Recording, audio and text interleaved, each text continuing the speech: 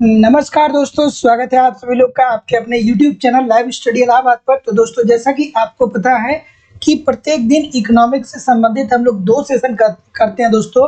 पहला सेशन जो वर्तमान समय में आप देख रहे हैं, इसके अंतर्गत हम लोग TGT, PGT, JIC lecturer, LT grade, D triple SB assistant professor और यूजीसी नेट के प्रीवियस ईयर के क्वेश्चन के साथ-साथ ऐसे क्वेश्चनों को देखते हैं जो प्रश्न आपके एग्जाम के दृष्टिकोण से महत्वपूर्ण है या जो प्रश्न आपके एग्जाम में पूछे जा सकते हैं। और जो हमारी दूसरी क्लास होती है दोस्तों, वो लाइव स्टडी इलाहाबाद के मोबाइल एप्लीकेशन पे होती है। यहाँ पे दोस्तों इकोनॉमिक्स के कंप्लीट कॉन्सेप्ट को हम लोग पढ़ते हैं, क्योंकि इकोनॉमिक्स का अगर जो आपको कॉन्सेप्ट नहीं आता रहेगा तो ऐसी स्थिति में ऑब्जेक्टिव क्वेश्चन को सॉल्व करना बहुत ही दोस्तों कठिन होता है। और अगर जो आप कैसे भी करके ऑब्जेक्टिव क्वेश्चन को सॉल्व भी कर लेते हैं तो ये लंबे समय तक दोस्तों याद नहीं रहते हैं। तो दोस्तों, अगर जो आप एक स्ट्रेटजी के तहत हमारे साथ तैयारी करना चाहते हैं तो 1 घंटे आपको प्रत्येक दिन एप्लीकेशन पे इकोनॉमिक्स के कॉन्सेप्ट की क्लास को पढ़नी होगी और 1 घंटे 30 मिनट दोस्तों आपको यूट्यूब पे हमारे साथ प्रैक्टिस करना पड़ेगा रोज। ठीक है, तो 2 घंटे 30 मिनट दोस्तों मोर देन सफिशिएंट होने वाला है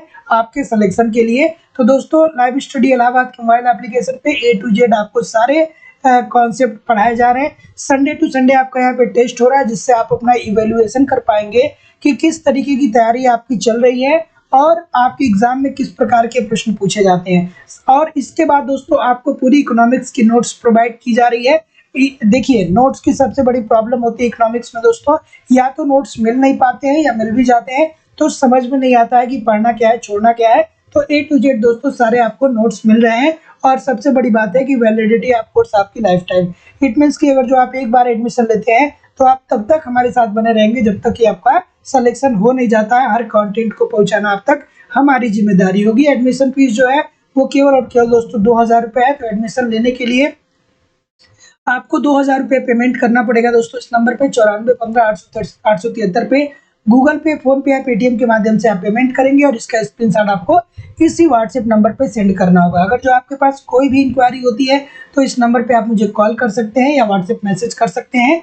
ठीक है, चलिए आगे मूव करते हैं दोस्तों कि अगर जो आप उत्तर प्रदेश, उत्तराखंड, झारखंड, राजस्थान, मध्य प्रदेश, बिहार कहीं से भी बिलोंग करते हैं, टेस्ट सीरीज के लिए, क्लास नोट्स के लिए, प्रैक्टिस क्लास के लिए, पीडीएफ के लिए नीचे दिए गए नंबर पे कॉल कर सकते हैं या व्हाट्सएप मैसेज कर सकते हैं। साथ ही साथ दोस्तों इकोनॉमिक्स का नोट्स भी उपलब्ध है। TGT, PGT, LT grade, UGC net, JIC lecturer, assistant professor का भी टेस्ट सीरीज उपलब्ध है।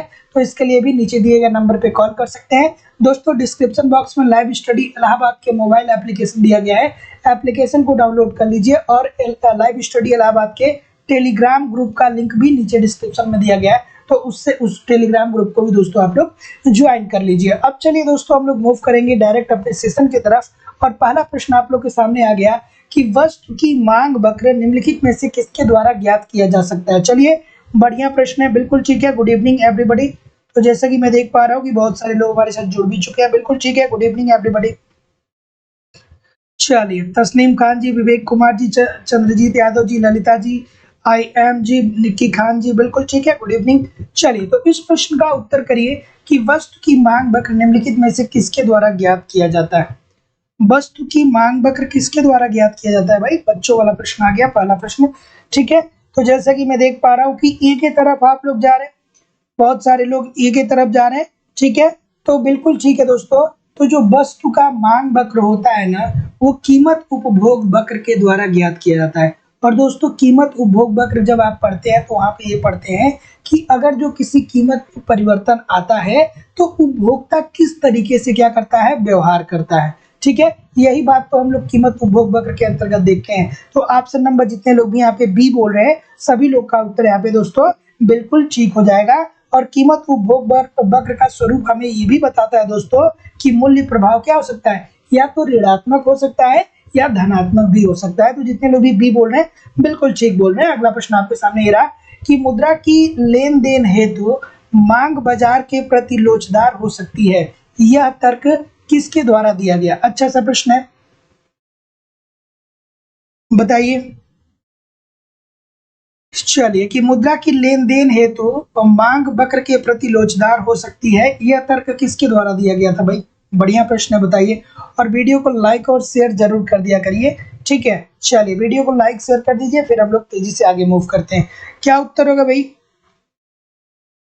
ठीक है, आराम से इस प्रश्न का उत्तर करिए। तो क्या उत्तर होगा ऑप्शन नंबर, मुद्रा की लेन देन हेतु मांग ब्याज के प्रति लोचदार हो सकती है। ये तर्क किसके द्वारा दिया गया था? तो जैसा कि मैं देख पा रहा हूं कि आप लोग का उत्तर बहुत सारा आ रहा है, ए की तरफ बहुत सारे लोग जा रहे हैं, किन साहब की तरफ जा रहे हैं, और कोई? ठीक है, ठीक है, ये कह रहा है कि मुद्रा की लेन देन हेतु मांग ब्याज के प्रति लोचदार हो सकती है। ये तर्क किसके द्वारा दिया गया? तो ऑप्शन नंबर क्या बोल रहे हैं दोस्तों?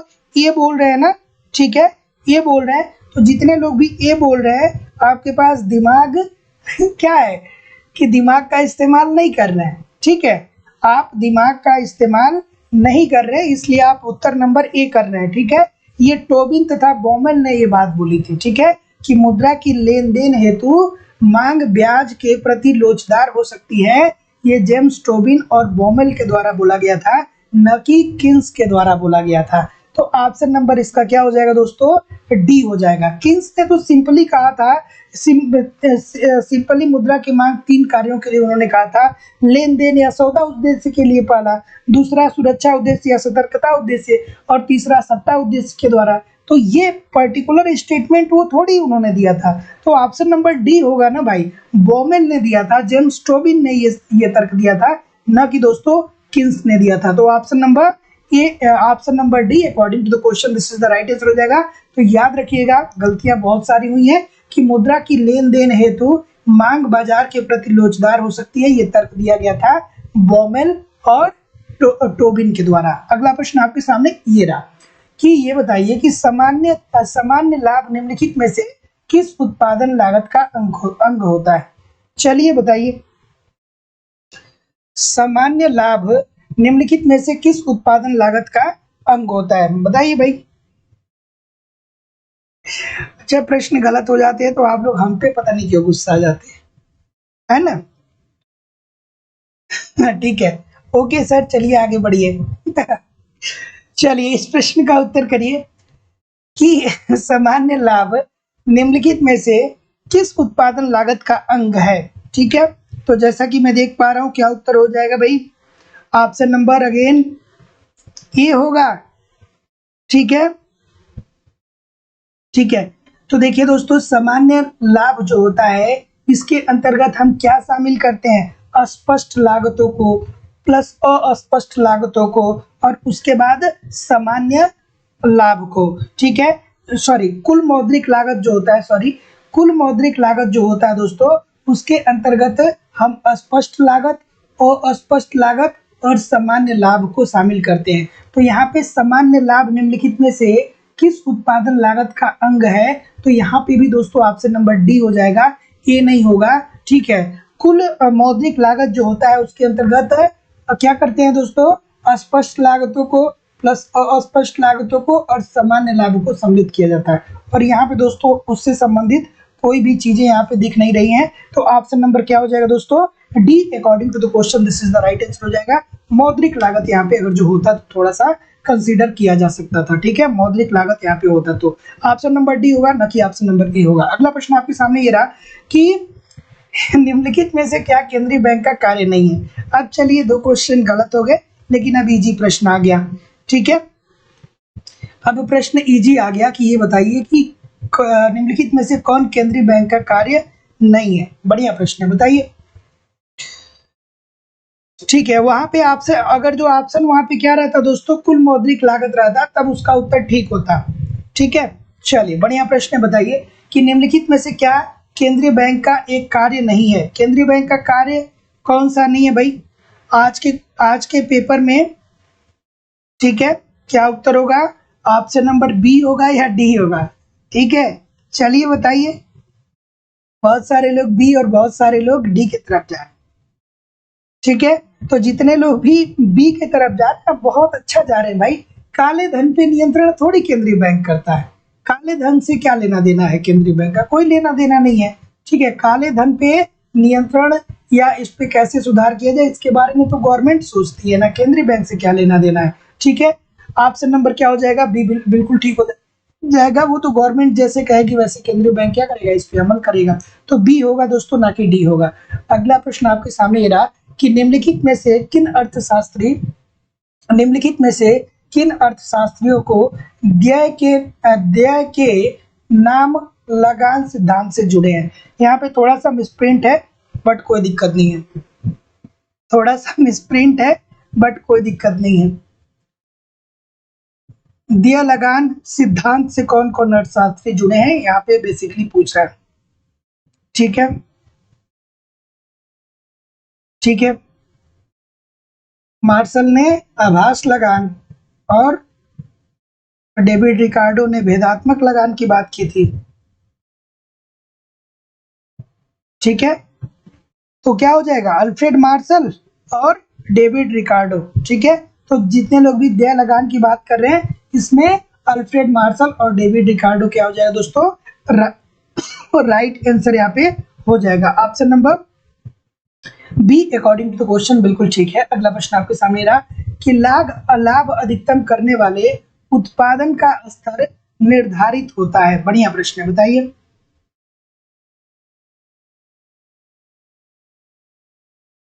ठीक है, बताइए कि लाभ अधिकतम करने वाले उत्पादन का स्तर निर्धारित होता है। चलिए बताइए इस प्रश्न का उत्तर।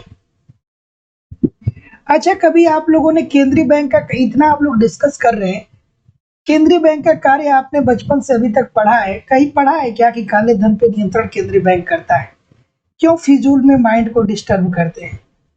कभी पढ़ा है आपने क्या कि केंद्रीय बैंक काले धन पे नियंत्रण करता है? भाई नीतियां गवर्नमेंट बनाएगा, नीति गवर्नमेंट बनाएगी, उसके बाद गवर्नमेंट जो कहेगा केंद्रीय बैंक को, केंद्रीय बैंक करेगा।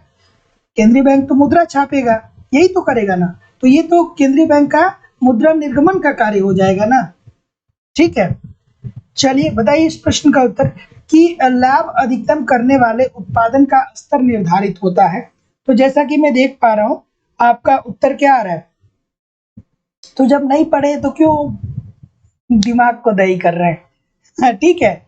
चलिए भाई, अगर जो पॉलिसी बनाएगी गवर्नमेंट, गवर्नमेंट कहेगी आरबीआई से कि आप क्या करिए कि हमको नए मुद्रा की जरूरत है, हमको नए नोटों की जरूरत है, तो ये तो आरबीआई का मुद्रा निर्गमन करने का कार्य हो जाएगा ना, और क्या होगा। ठीक है, तो चलिए इस प्रश्न का उत्तर करिए कि लाभ अधिकतम करने वाले उत्पादन का स्तर निर्धारित होता है। तो जैसा कि मैं देख पा रहा हूँ कि आपका उत्तर क्या आ रहा है, अगेन ऑप्शन नंबर डी आ रहा है ना, कि ए अर्थात सीमांत लागत से और सी अर्थात सीमांत आय से। ठीक है, तो लाभ अधिकतम करने वाले उत्पादन स्तर का निर्धारण किससे किससे होता है दोस्तों, सीमांत लागत से और सीमांत आय से। Option number D according to the question this is the right answer हो जाएगा। अगला प्रश्न आपके सामने रहा कि निम्नलिखित में से किस अर्थशास्त्री ने कहा कि अर्थशास्त्र न केवल प्रकाशदायक है वरन फलदायक भी है। अच्छा सा प्रश्न है, और आज के सेशन में ऐसा हो सकता है कि कुछ प्रश्न आपके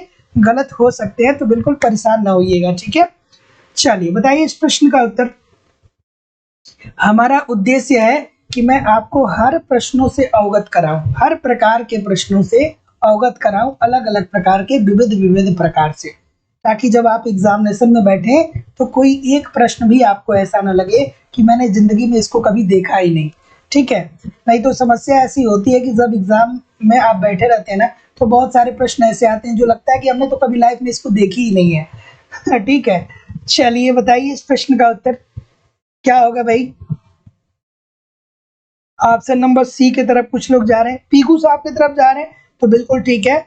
कुछ लोग बी बता रहे हैं भाई, रॉबिन्स की बात कर रहे हैं, नहीं, सी इसका राइट आंसर हो जाएगा दोस्तों, पीकू ने ये बात कही थी। ठीक है, तो जितने लोग भी पीकू की बात कर रहे हैं कि अर्थशास्त्र न केवल प्रकाशदायक वरन फलदायक भी है, ये पीकू साहब के द्वारा कहा गया था। तो ऑप्शन नंबर, जितने लोग भी क्या बोल रहे हैं, सी बोल रहे हैं, सभी लोग का उत्तर बिल्कुल ठीक हो जाएगा। अगले प्रश्न की तरफ मूव करेंगे। अगला प्रश्न ये रहा कि जब अर्थव्यवस्था उत्कर्ष की ओर बढ़ रही होती है तो निम्नलिखित में से क्या एक नहीं होता है। अच्छा सा प्रश्न है, बताइए।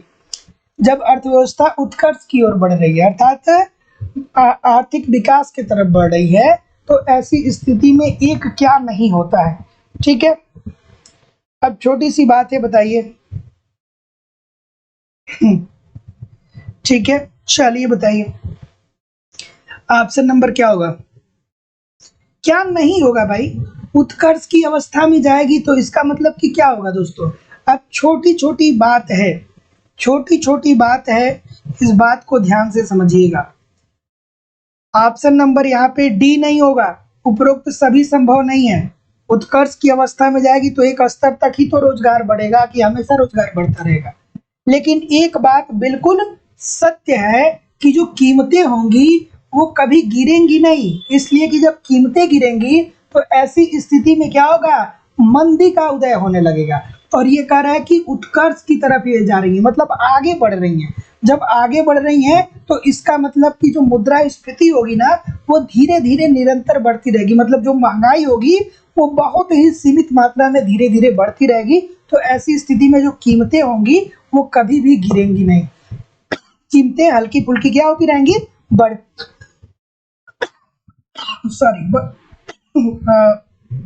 बढ़ती ही रहेंगी।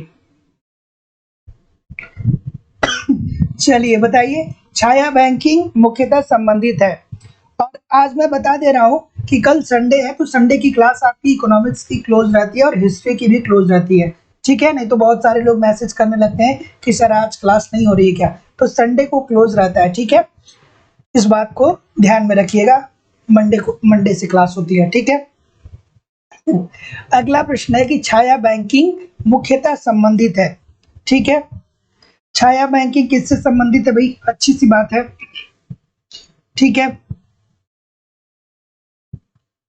ठीक है। ऑप्शन नंबर क्या हो जाएगा, बी होगा, ठीक है। तो जितने लोग भी बी बोल रहे हैं कि मान्य गैर बैंकिंग वित्तीय कंपनी से है, सभी लोगों का उत्तर यहाँ पे दोस्तों बिल्कुल ठीक हो जाएगा। Option number be according to the question this is the right answer हो जाएगा दोस्तों। तो याद रखिएगा कि जो छाया बैंकिंग प्रणाली है ये वित्तीय मध्यस्थों का क्या होता है, एक समूह है जो वैश्विक वित्तीय प्रणाली में साख निर्माण का क्या करते हैं, कार्य करते हैं। तो जितने लोग भी बी बोल रहे हैं बहुत बहुत आपको क्या है कि मतलब आप शाबाशी के पात्र हैं, ठीक है, क्योंकि ये प्रश्न गलती हो सकता था, ठीक है। अगला प्रश्न आपके सामने ये रहा कि निम्नलिखित में से इसमें मापने की इकाइयां निहित है, मतलब किसके द्वारा किसी चीज को हम मापते हैं, जो ये 4 विकल्प दिया गया है, ठीक है। और दोस्तों इस सप्ताह में आप लोग का टेस्ट नहीं हो पाया है क्योंकि आपकी लगातार क्लासेस नहीं हो रही थी, तो इसलिए मैंने डिसाइड किया कि इस सप्ताह में आपका टेस्ट नहीं होगा। तो अगले सप्ताह में दोस्तों बुधवार को या बृहस्पतिवार को आपका टेस्ट होने वाला है, ठीक है। तो इस बात को भी ध्यान में रखिएगा। चलिए अगला प्रश्न आपके सामने ये रहा, इस प्रश्न का उत्तर करिए कि निम्नलिखित में से इनमें मापने की इकाई निहित है, क्या होगा भाई, ठीक है, ठीक है। ऑप्शन नंबर क्या होगा, चलिए ऑप्शन नंबर जितने लोग भी बी बोल रहे हैं सभी लोग का उत्तर बिल्कुल ठीक है, प्रतिस्थापन की लोच, बिल्कुल ठीक है। और प्रतिस्थापन की लोच क्या मापता है दोस्तों, ये पूंजी श्रम अनुपात में सापेक्षिक परिवर्तन बटा साधनों की सापेक्षिक कीमत में परिवर्तन को मापता है। तो ऑप्शन नंबर क्या हो जाएगा दोस्तों, बी जितने लोग भी बोल रहे हैं सभी लोग का उत्तर यहाँ पे बिल्कुल ठीक है, प्रतिस्थापन की लोच। अगला प्रश्न आप लोग के सामने ये रहा कि निम्नलिखित में कौन सुमेलित नहीं है। अच्छा बताइए कि इसमें से सुमेलित कौन सा नहीं है भाई, बढ़िया प्रश्न है, बताइए इस प्रश्न का उत्तर कि निम्नलिखित में से कौन सुमेलित नहीं है। अच्छा ये देखिए इतने सारे लोग लाइव हैं लेकिन 50% भी लाइक नहीं है, ऐसा क्यों है भाई, ऐसा क्यों है, क्लास आपके लिए ही हो रही है तो लाइक किया करिए, ये आपका कर्तव्य है, ये आपकी नैतिकता है। तो निवेदन है इतने सारे लोग क्लास देख रहे हैं, देखिए कितने सारे लोग देख रहे हैं लेकिन फिर भी लाइक और शेयर की संख्या कितनी है, कितनी कम है, ठीक है। तो लाइक शेयर किया करिए। चलिए इस प्रश्न का उत्तर करिए। तो जैसा कि मैं देख पा रहा हूं आपका उत्तर क्या होगा, ऑप्शन नंबर क्या होगा भाई, ए के तरफ अगेन बहुत सारे लोग मूव कर रहे हैं, ठीक है, ए के तरफ अगेन बहुत सारे लोग मूव कर रहे हैं। तो बिल्कुल ठीक है दोस्तों, जितने लोग भी ए की तरफ मूव कर रहे हैं, गिफिन वस्तु जो है ये तटस्थता वक्र विश्लेषण के अंतर्गत आता है, ठीक है।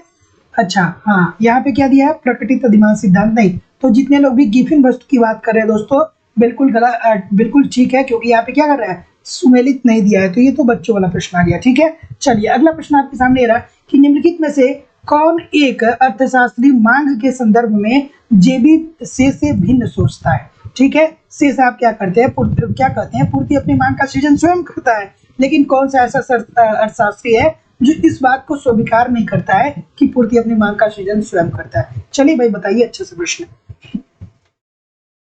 ठीक है, चलिए ठीक है,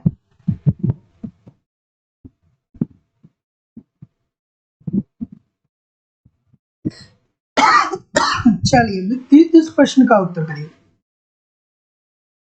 ऑप्शन नंबर क्या हो जाएगा भाई? बिल्कुल ठीक है, बिल्कुल ठीक है, ठीक है। तो जितने लोग भी क्या बोल रहे हैं, माल्थस की बात कर रहे हैं, सभी लोग का उत्तर यहाँ पे दोस्तों बिल्कुल ठीक हो जाएगा। ये जेबी से भिन्न सोचते थे, अर्थात ये पूर्ति अपनी मांग का सृजन नहीं करता है, इस बात को ये मानते थे। और जेबीसी का सबसे ज्यादा समर्थन जो किया दोस्तों, वो किस अर्थशास्त्री ने किया?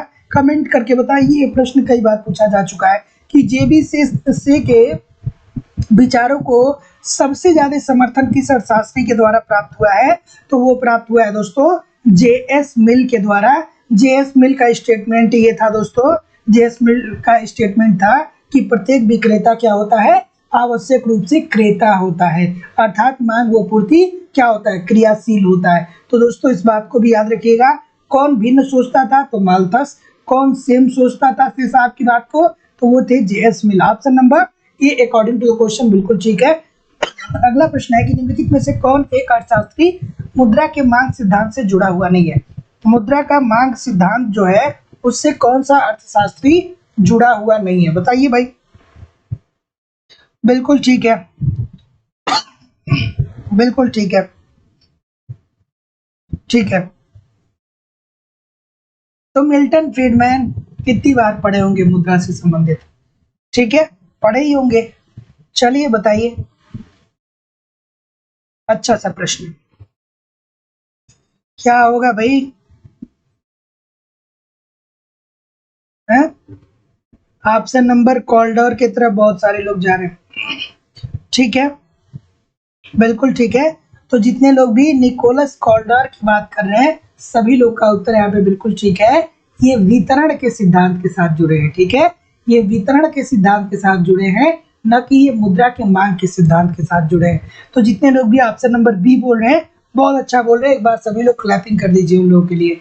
ठीक है, अगला प्रश्न आपके सामने ये रहा कि केंसियन दृष्टिकोण के अनुसार यदि सरकारी व्यय तथा कर समान मात्रा में बढ़ाए जाए तो निम्नलिखित में से क्या परिणाम होगा? देखिए कितना प्यारा सा प्रश्न आ गया ना, मजेदार सा प्रश्न है, बहुत प्यारा सा प्रश्न है। चलिए बताइए कि केंसियन दृष्टिकोण के अनुसार यदि सरकारी व्यय तथा कर समान मात्रा से बढ़ाया जाए, मतलब सरकारी व्यय को भी उतना ही बढ़ाया जाए जितना क्या टैक्स को बढ़ाया जाए, तो निम्नलिखित में से इसका परिणाम क्या होगा? चलिए भाई बताइए कि इसका परिणाम क्या होगा।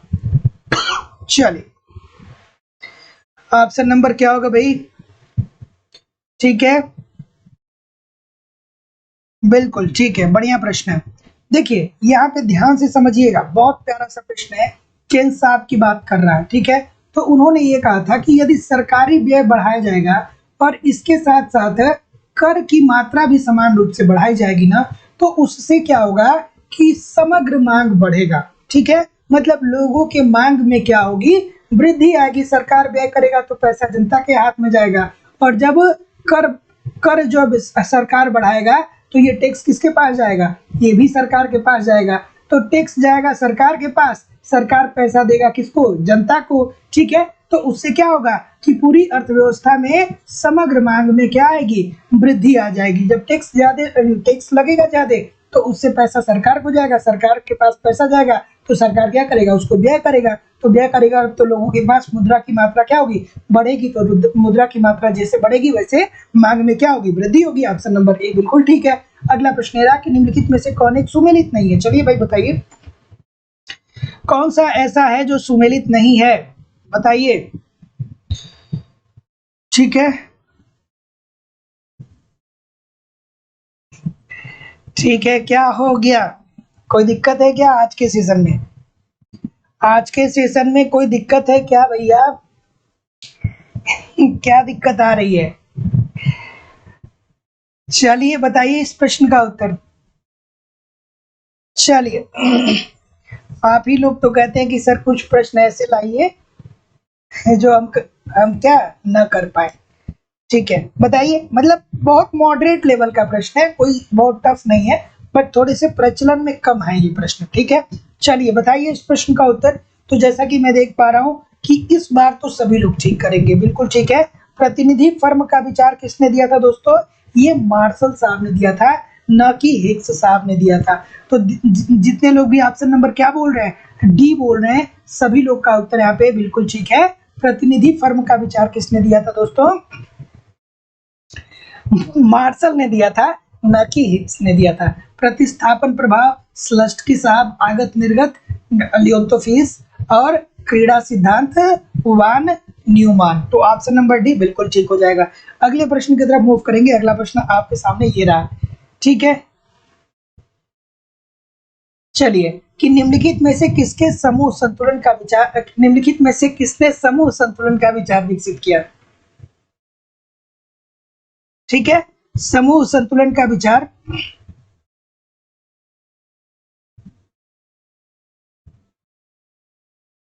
निम्नलिखित में से किसने समूह संतुलन का विचार विकसित किया? चलिए भाई, समूह संतुलन का विचार किसने दिया था?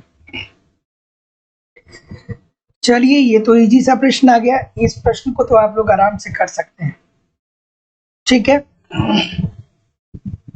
चलिए तो क्या उत्तर आ रहा है? ठीक है, ठीक है। तो देखिए दोस्तों, चेम्बरलिन ने जो एकाधिकार है इससे संबंधित उन्होंने क्या कहा था कि एकाधिकारी जो होता है वो निकट स्थापन्न वस्तुओं का क्या करता है, उत्पादन करता है। और इसी दोस्तों उन्होंने समूह संतुलन के माध्यम से व्यक्त किया था।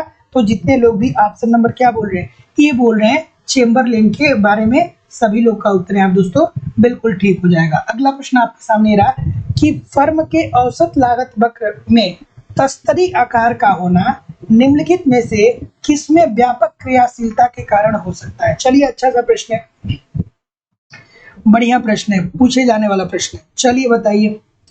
और दोस्तों सेशन को थोड़ा सा लाइक और शेयर जरूर कर दिया करिए। ठीक है, चलिए बताइए इस प्रश्न का उत्तर कि फर्म में औसत लागत वक्र में तस्तरी आकार का होना निम्नलिखित में से किसमें व्यापक क्रियाशीलता के कारण हो सकता है? ऑप्शन नंबर क्या होगा भाई? ऑप्शन नंबर क्या होगा?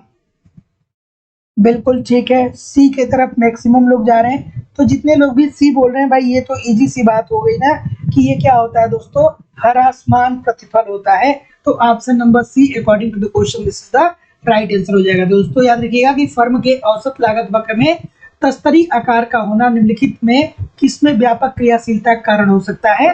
तो ह्रासमान प्रतिफल के। ऑप्शन नंबर सी बिल्कुल ठीक है। अगला प्रश्न आपके सामने ये रहा, बच्चों वाला छोटा सा प्रश्न है कि निम्नलिखित में से किस बाजार प्रारूप में अनुकूलतम दशाओं में उत्पादन क्षमता में आधिक्य उपस्थित नहीं रहेगा? चलिए बताइए। बिल्कुल ठीक है,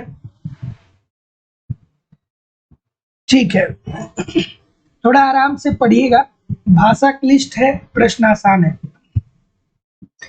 भाषा क्लिष्ट है लेकिन प्रश्न जो है वो क्या है, इजी है। चलिए भाई बताइए कि निम्नलिखित में से किस बाजार प्रारूप में अनुकूलतम दशाओं में उत्पादन क्षमता में आधिक्य उपस्थित नहीं होता है?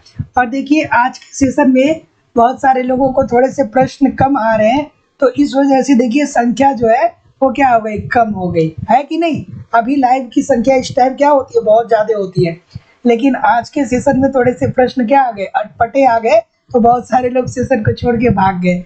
अरे भाई, युद्ध छोड़ने से युद्ध नहीं जीता जाता है, ठीक है।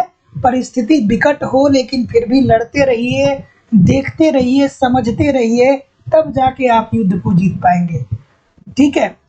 अगर जो आप सड़क पे चल रहे हैं और एक गाड़ी सामने से आ रही है, ठीक है, तो आंख मूंद लेंगे तो ऐसा नहीं है कि एक्सीडेंट से आप बच जाएंगे, आपको या तो इस पार या तो उस पार होना पड़ेगा, ठीक है। और बहुत सारे एक्सीडेंट इसीलिए होते हैं कि सामने से तेज गाड़ी आ रही है और बहुत सारे लोग अपनी आंखें बंद करके वहीं पे खड़े हो जाते हैं। ठीक है, तो परिस्थिति से लड़ना पड़ेगा। ठीक है, परिस्थिति से लड़ना पड़ेगा, बिना लड़े सफलता ना आज तक किसी को मिली है ना आपको मिलने वाली है। ठीक है, चलिए इस प्रश्न का उत्तर करिए कि निम्नलिखित में से किस बाजार प्रारूप में अनुकूलतम दशाओं में उत्पादन क्षमता में आधिक्य उपस्थित नहीं होता है। तो दोस्तों जितने लोग भी ऑप्शन नंबर क्या बोल रहे हैं, ऑप्शन नंबर क्या बोल रहे हैं, आधिक्य उपलब्ध नहीं होता है दोस्तों, तो ये क्या हो जाएगा, पूर्ण प्रतियोगिता में ना दोस्तों। तो जितने लोग भी ऑप्शन नंबर क्या बोल रहे हैं, सी बोल रहे हैं, सभी लोग का उत्तर यहाँ पे बिल्कुल ठीक हो जाएगा कि निम्नलिखित में से किस बाजार प्रारूप में अनुकूल दशाएं, जब अच्छी दशाएं ठीक होती हैं फिर भी क्या होता है कि उत्पादन में बहुत ज्यादा आधिक्यता नहीं लाई जाती, मतलब उत्पादन को बहुत ज्यादा बढ़ाया नहीं जाता है, क्योंकि दोस्तों क्रेता विक्रेता सभी को बाजार का ज्ञान होता है और यहाँ पे लंबे समय का खेल होता है, छोटी सी बात नहीं होती है। ठीक है, तो ऑप्शन नंबर सी होगा, न कि दोस्तों ऑप्शन नंबर बी होगा। ठीक है, एक अधिकारी तो हमेशा देखता है जबकि ज्यादा लाभ मिलता है तो अपने उत्पादन को बढ़ा देता है। ठीक है, लेकिन प्रतियोगी ऐसा नहीं करता है क्योंकि वो हमेशा लॉन्ग टर्म के लिए सोचता है। तो ऑप्शन नंबर सी बिल्कुल ठीक हो जाएगा। अगला, ठीक है, चलिए बताइए। ठीक है, चलिए बताइए।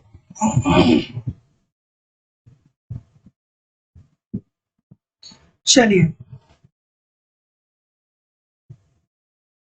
ठीक है,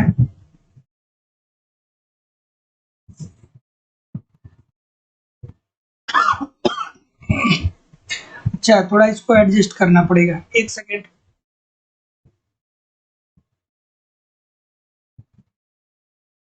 ठीक है, अब बताइए। अच्छा कुछ लोग तो है बिना पढ़े बताने लगे। इस प्रश्न का उत्तर करिए कि पूर्ण प्रतियोगिता की दशा में उत्पादक का अल्पकालीन पूर्ति वक्र होता है। कहाँ पे होता है भाई? ठीक है, ऑप्शन नंबर क्या हो जाएगा, चलिए बताइए। ऑप्शन नंबर सी की तरफ बहुत सारे लोग जा रहे हैं, तो जितने लोग भी सी की तरफ जा रहे हैं बिल्कुल ठीक है कि पूर्ण प्रतियोगिता की दशा में उत्पादक का जो अल्पकालीन पूर्ति वक्र होगा वो होगा उठती हुई सीमांत लागत वक्र का वह हिस्सा जो औसत परिवर्तनशील लागत से क्या होता है दोस्तों, ऊपर होता है। तो जितने लोग भी यहाँ पे सी बोल रहे हैं सभी लोग का उत्तर यहाँ पे बिल्कुल ठीक हो जाएगा। अगले प्रश्न की तरफ मूव करेंगे। अगला प्रश्न है कि एक प्रतिस्पर्धी फर्म के उत्पादन पर कर लगाया जाता है, नया लाभ अधिकतमीकरण उत्पादन होगा। बढ़िया प्रश्न बताइए। ठीक है, कि एक प्रतिस्पर्धी फर्म के उत्पादन पर कर लगाया जाता है। ठीक है, नया लाभ अधिकतमीकरण उत्पादन होगा। चलिए ठीक है, बताइए इस प्रश्न का उत्तर। ऑप्शन नंबर क्या हो जाएगा भाई? देखिए जाहिर सी बात है, बहुत इजी सी बात है कि एक प्रतिस्पर्धी फर्म के उत्पादन पे अगर जो क्या कर दिया जाएगा, कर लगा दिया जाएगा, तो नया लाभ अधिकतमीकरण उत्पादन जो हो जाएगा वो जाहिर सी बात है कि पिछले से कम हो जाएगा, क्योंकि अब टैक्स के रूप में हम क्या कर रहे हैं कि अपने लाभ को ज्यादा दे रहे हैं। तो ऑप्शन नंबर सी होगा ना दोस्तों, इजी सी बात है। तो जितने लोग भी क्या बोल रहे हैं, सी बोल रहे हैं, सभी लोग का उत्तर यहाँ पे बिल्कुल ठीक हो जाएगा। जो हमको लाभ प्राप्त हो रहा था उसका कुछ हिस्सा हमने टैक्स के रूप में पे करना शुरू कर दिया, तो पिछले उत्पादन से क्या हो जाएगा दोस्तों, कम हो जाएगा, निवेश और कम हो जाएगा। तो ऑप्शन नंबर सी बिल्कुल ठीक है। अगला, दवा बनाने वाली कंपनी द्वारा दवा के शोध एवं विकास पर किया गया व्यय उदाहरण है। चलिए बताइए। बिल्कुल ठीक है,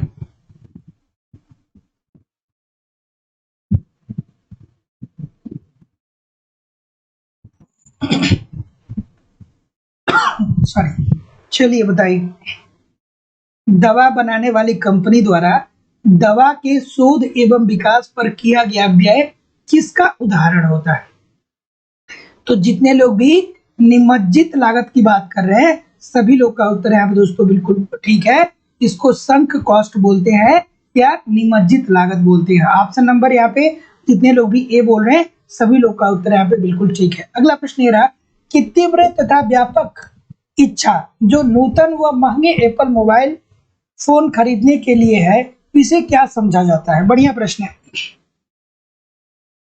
बिल्कुल ठीक है, बढ़िया प्रश्न है। इस प्रश्न का उत्तर करिए। और दोस्तों देखिए, बहुत सारे क्वेश्चन ऐसे हैं जिसके कॉन्सेप्ट यहाँ पे नहीं बताए जा सकते हैं। तो दोस्तों लाइव स्टडी इलाहाबाद के मोबाइल एप्लीकेशन पे आपको ए टू जेड इकोनॉमिक्स के सारे कॉन्सेप्ट पढ़ाए जा रहे हैं। वहाँ पे आप कॉन्सेप्ट पढ़ते रहिए, यहाँ पे आप प्रैक्टिस करते रहिए, वहाँ पे आप रिवीजन करते रहिए। जो नोट्स वहाँ पे पूरा इकोनॉमिक्स का दिया जा रहा है, नोट्स को रिवाइज करते रहिए।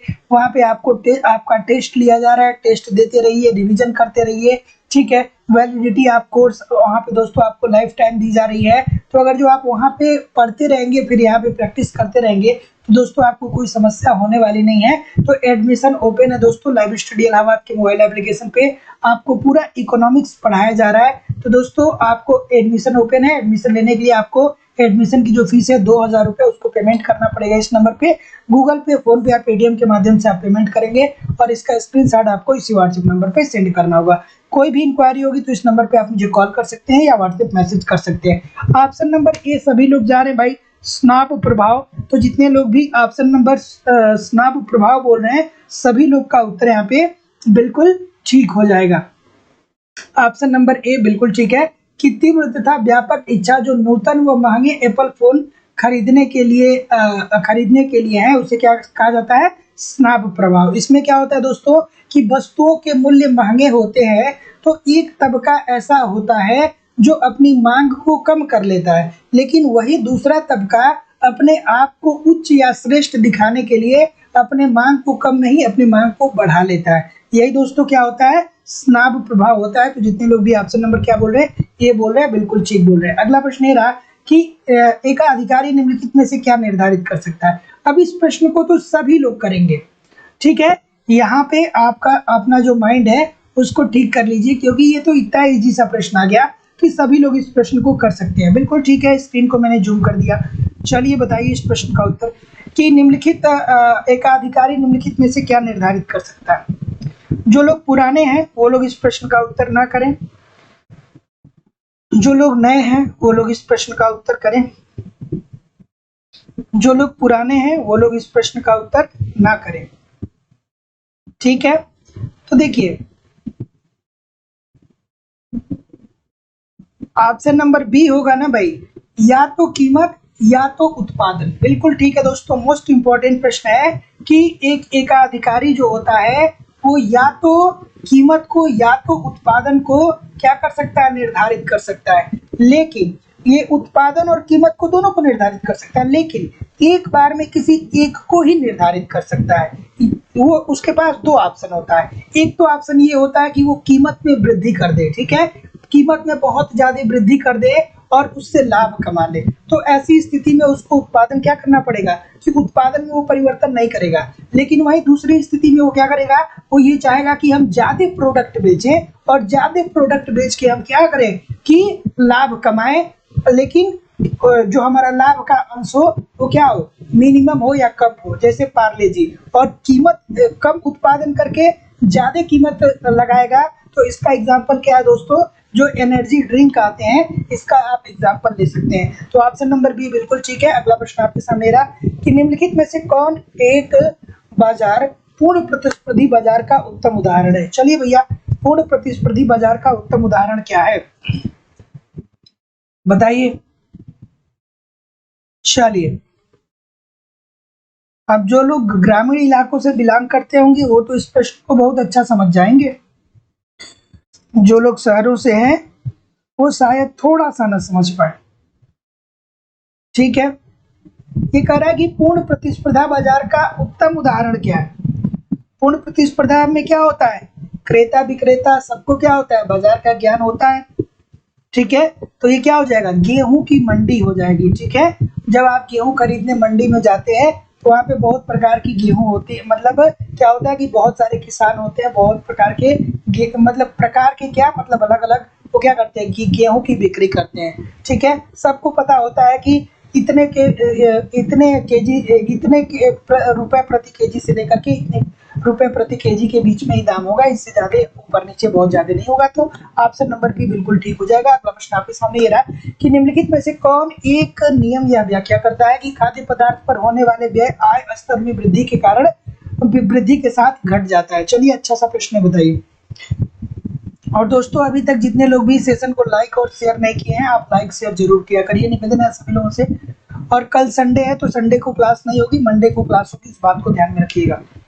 चलिए बताइए कि निम्नलिखित में से कौन एक नियम या व्याख्या करता है कि खाद्य पदार्थ पर होने वाले व्यय आय स्तर में वृद्धि के साथ क्या होता है, घटता है। बच्चों वाला प्रश्न आ गया, गलतियां कितनी सारी हो रही हैं। कुछ लोग से की तरफ जा रहे हैं, से की तरफ क्यों जा रहे हैं भैया?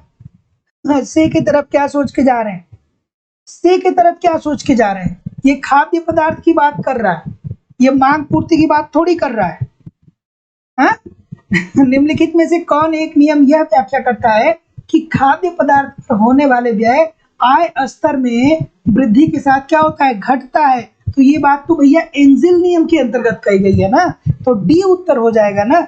तो एंजिल नियम यही तो कहता है ना कि जब आपकी आय बढ़ती है तो एक स्तर तक तो आप उपभोग बढ़ाते हैं, लेकिन जब आय आपकी बहुत ज्यादा बढ़ जाती है तो ऐसी स्थिति में उपभोग का स्तर आय की तुलना में क्या होता है, बहुत कम होता है। जैसे हम मुकेश अंबानी का एग्जांपल ले लें, वो कितना पैसा कमाते हैं दिन भर में, लेकिन कितना खा लेते होंगे, ठीक है, बहुत खाते होंगे तो लाखों में खाते होंगे, और कितना कमाते हैं, करोड़ों में कमाते हैं, ठीक है। तो ऑप्शन नंबर क्या हो जाएगा, डी हो जाएगा ना। अगला प्रश्न आपके सामने ये रहा कि ये बताइए कि उत्पादन क्रिया की प्रथम अवस्था में वृद्धिमान प्रतिफल नियम क्रियाशील होता है, ठीक है,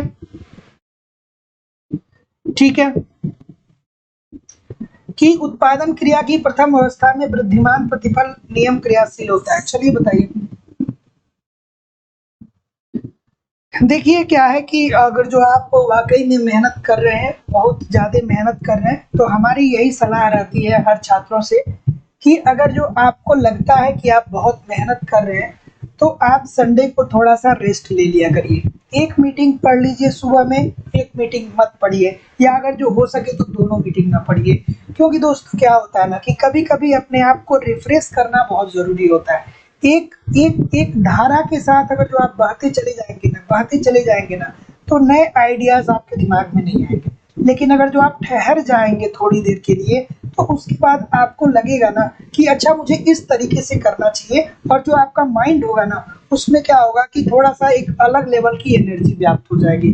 तो मैं आप लोगों से मतलब ये मेरी सलाह है, व्यक्तिगत सलाह है, मानना है तो मानिए, नहीं मानना है तो फिर अपना काम करिए, कोई दिक्कत नहीं है। चलिए इस प्रश्न का उत्तर करिए कि उत्पादन क्रिया की प्रथम अवस्था में वृद्धिमान प्रतिफल का नियम क्रियाशील होता है। तो जैसा कि मैं देख रहा हूँ कि आपका उत्तर क्या रहा है, तो जितने लोग भी डी बोल रहे हैं कि ए और बी दोनों, अर्थात कुछ साधन की अव्यवस्था के कारण और विशिष्टीकरण में क्या होता है दोस्तों, वृद्धि होता है। ये प्रथम अवस्था की बात कर रहे हैं दोस्तों, ठीक है। प्रथम अवस्था में क्या होता है, अनुभव कम होता है, ठीक है, बहुत सारी चीजें इधर उधर होती हैं, तो धीरे धीरे क्या आता है, विशिष्टीकरण आता है। तो जितने लोग भी ऑप्शन नंबर क्या बोल रहे हैं, डी बोल रहे हैं, सभी लोग का उत्तर बिल्कुल ठीक है। ए और be according to the question this is the right answer हो जाएगा। अगला प्रश्न आपके सामने ये रहा, थोड़ा सा मैं इसको क्या कर देता हूँ, एडजस्ट कर देता हूँ, ठीक है, कि निम्नलिखित सिद्धांतों में से किसको मौद्रिक सिद्धांत की व्यापार श्रेणी में रखा गया है। चलिए बताइए, चलिए बताइए, इस प्रश्न का उत्तर करिए। निम्नलिखित सिद्धांतों में किसको मौद्रिक सिद्धांतों की व्यापार श्रेणी में रखा जा सकता है। चलिए बताइए, ऑप्शन नंबर क्या होगा भाई। तो चलिए, हार्टे साहब का सिद्धांत आप सभी लोग को पता है दोस्तों, और हेयक साहब का सिद्धांत, ये दोनों दोस्तों मौद्रिक सिद्धांत है। शुम्पीटर का जो सिद्धांत है वो कौन सा सिद्धांत है, ये नव परिवर्तन का सिद्धांत है, तो ये मौद्रिक सिद्धांत नहीं है, ठीक है। तो जितने लोग भी ऑप्शन नंबर क्या बोल रहे हैं, डी बोल रहे हैं, ए और बी दोनों सही है, अर्थात 1 और 2 दोनों सही है, सभी लोग का उत्तर यहाँ पे बिल्कुल ठीक है। अगला प्रश्न आपके सामने रहा कि अनुकूलन प्रत्याशा उपागम निम्नलिखित में से किस अर्थशास्त्री ने विकसित किया। अच्छा सा प्रश्न है, बताइए, अनुकूलम प्रत्याशा उपागम निम्नलिखित में से किस अर्थशास्त्री ने विकसित किया। चलिए भाई बताइए, अच्छा सा प्रश्न है।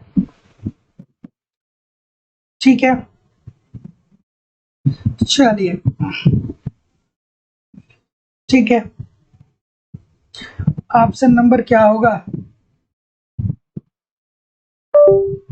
ऑप्शन नंबर ए की तरफ जैसा कि मैं देख पा रहा हूँ कि सभी लोग जा रहे हैं, बिल्कुल ठीक है। तो दोस्तों याद रखिएगा कि अनुकूलम प्रत्याशा उपागम, ये जो सिद्धांत है दोस्तों, इसका विकास किसने किया था? मिल्टन फ्रीडमैन साहब ने किया था। तो ऑप्शन नंबर ए बिल्कुल ठीक है। अगला प्रश्न आपके सामने ये रहा कि निम्नलिखित में से कौन एक हिग्स के व्यापार चक्र मॉडल का अवयव नहीं है? ठीक है, तो हिग्स ने व्यापार चक्रों की अवधारणा की थी, दी थी, उसमें से कौन एक ऐसा है जो इस मॉडल का अवयव नहीं है, अर्थात तत्व नहीं है? चलिए भाई बताइए, ऑप्शन नंबर क्या होगा?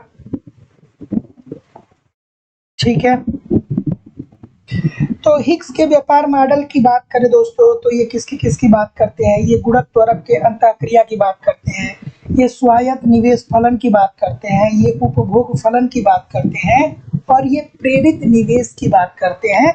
ये दोस्तों समृद्धि की वांछित दर को नहीं क्या करते हैं? समृद्धि की वांछित दर को अपने व्यापार चक्र के अवयव में या तत्व में शामिल नहीं करते हैं। तो जितने लोग भी यहाँ पे डी बोल रहे हैं, सभी लोग का उत्तर यहाँ पे दोस्तों बिल्कुल ठीक होगा। ठीक है, option number D according to the question this is the right answer. अगला प्रश्न आपके सामने ये रहा, निम्नलिखित में से कौन क्लासिकल समष्टि अर्थशास्त्र का परिकलन नहीं है? बढ़िया प्रश्न है, इस प्रश्न का उत्तर करिए।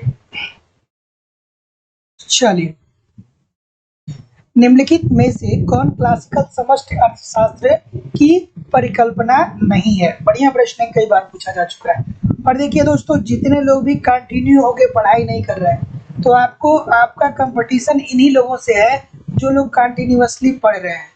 ठीक है, आप सभी लोग को पता है दोस्तों कि सीटों की संख्या कितनी होती है। तो जो लोग कंटिन्यू पढ़ रहे हैं ना, जो लोग ज्यादा समय दे रहे हैं ना, उनसे आप हमेशा पीछे रह जाएंगे, इस बात को ध्यान में रखिएगा। तो कंटिन्यूअस पढ़िए, कंटिन्यूअस नहीं पढ़ पा रहे तो पढ़ाई का कोई औचित्य नहीं है। ठीक है, पढ़ने का कोई बहुत बड़ा मतलब नहीं है, बीच का रास्ता कभी मत अपनाइए पढ़ाई में खास करके। ठीक है, पढ़ना है तो दम लगा के पढ़िए, नहीं पढ़ना है तो छोड़ दीजिए, कह दीजिए हमसे नहीं हो पाएगा। ठीक है, तो इस बात को ध्यान में रखिए। अब ये नहीं कि पिकनिक के जैसे कभी पढ़ेंगे कभी नहीं पढ़ेंगे, चलो देखा जाएगा, चलो देखा जाएगा, तो कभी ऐसा होने वाला नहीं है। बस आप असंतुष्ट होकर रह जाएंगे, असंतुष्टि आपको केवल मिलेगी और कुछ नहीं मिलेगा। चलिए, तो बताइए निम्नलिखित में से कौन क्लासिकल समष्टि शास्त्र की परिकल्पना नहीं है? तो जैसा कि मैं देख पा रहा हूँ, क्या उत्तर आ रहा है भाई? ऑप्शन नंबर बी की तरफ बहुत सारे लोग जा रहे हैं। बी ठीक होगा क्या? बी ठीक होगा क्या इसमें कि ब्याज की दर लचीली है? यहाँ पे कह रहा है कि परिकल्पना नहीं है। थोड़ा सा ध्यान से इस प्रश्न को एक बार और करिए। ठीक है, परिकल्पना नहीं है की बात हो रही है दोस्तों, बिल्कुल ठीक है। तो जितने लोग भी यहाँ पे बी नहीं सी बोल रहे हैं, सभी लोग का उत्तर बिल्कुल ठीक है कि मुद्रा पूर्ति ब्याज दर को प्रभावित करती है। ये परिकल्पना नहीं है की बात कर रहा है दोस्तों। तो क्लासिकल समष्टि अर्थशास्त्र की परिकल्पना क्या नहीं है? तो मुद्रा पूर्ति जो होती है ये ब्याज दर को प्रभावित करती है। ऑप्शन नंबर यहाँ पे दोस्तों क्या हो जाएगा? ऑप्शन नंबर यहाँ पे सी होगा, न कि ऑप्शन नंबर दोस्तों यहाँ पे बी होगा। बिल्कुल ठीक है। तो जैसा कि मैं आपके कमेंट को देख रहा हूँ, तो क्लासिकल समष्टि अर्थशास्त्र है, इसकी मान्यताओं के अंतर्गत अगर जो हम बात करें तो ये बंद अर्थव्यवस्था की बात करते हैं, ये ब्याज की लचीली दर की बात करते हैं, वास्तविक मजदूरी दर की ये बात करते हैं। ठीक है, लेकिन ये मुद्रा पूर्ति ब्याज दर को प्रभावित करेगा इसकी बात नहीं करते हैं। तो जितने लोग भी यहाँ पे सी बोर्ड हैं, सभी लोग का उत्तर यहाँ पे बिल्कुल ठीक है। अगला प्रश्न रहा कि केंज के सिद्धांत के अनुसार रोजगार स्तर का संतुलन किस पर निर्भर करता है? अब ये तो इजी सा प्रश्न आ गया। चलिए भाई बताइए, इजी सा प्रश्न है, बताइए इस प्रश्न का उत्तर। ठीक है, और देखिए दोस्तों, जितने लोग भी अभी तक लाइव स्टडी इलाहाबाद के मोबाइल एप्लीकेशन पे एडमिशन नहीं लिए हैं, आप एडमिशन जरूर ले लीजिए। यहाँ पे आप कॉन्सेप्ट पढ़ते रहेंगे, फिर यहाँ पे प्रैक्टिस करते रहेंगे, आपको कोई समस्या नहीं होगी। पूरी इकोनॉमिक्स की नोट्स दी जा रही है, आपका वहाँ पे टेस्ट हो रहा है जिससे आप अपना इवेल्युएशन कर पाएंगे, साथ ही साथ वैलिडिटी आप कोर्स आपकी लाइफ टाइम है। ठीक है, तो दोस्तों 1 घंटे एप्लीकेशन पे और 1 घंटे 30 मिनट यूट्यूब पे प्रैक्टिस जरूर किया करिए। तो एडमिशन लेने के लिए 2000 रुपये आपको पेमेंट करना पड़ेगा इस नंबर पे, गूगल पे, फोन पे या पेटीएम के माध्यम से आप पेमेंट करेंगे, और इसका स्क्रीनशॉट आपको इसी व्हाट्सएप नंबर पे सेंड करना होगा। कोई भी दोस्तों अगर जो आपको इंक्वायरी होगी तो इस नंबर पे मुझे आप कॉल कर सकते हैं या व्हाट्सएप मैसेज कर सकते हैं। चलिए, तो ऑप्शन नंबर सी सभी लोग बोलेंगे, मुझे पता है, ठीक है, कि केन्स के सिद्धांत के अनुसार रोजगार स्तर का संतुलन किस पर निर्भर करता है? तो ये प्रभावी मांग पे निर्भर करता है, इफेक्टिव डिमांड पे निर्भर करता है। तो जितने लोग भी ऑप्शन नंबर सी बोल रहे हैं सभी लोग का उत्तर यहाँ पे बिल्कुल दोस्तों ठीक हो जाएगा। अगले प्रश्न की तरफ मूव करेंगे। अगला प्रश्न आपके सामने रहा कि मुद्रास्फीति अन्यायपूर्ण है, मुद्रास्फीति अन्यायपूर्ण है व औस्फीति अनुचित, यह कथन किसका है?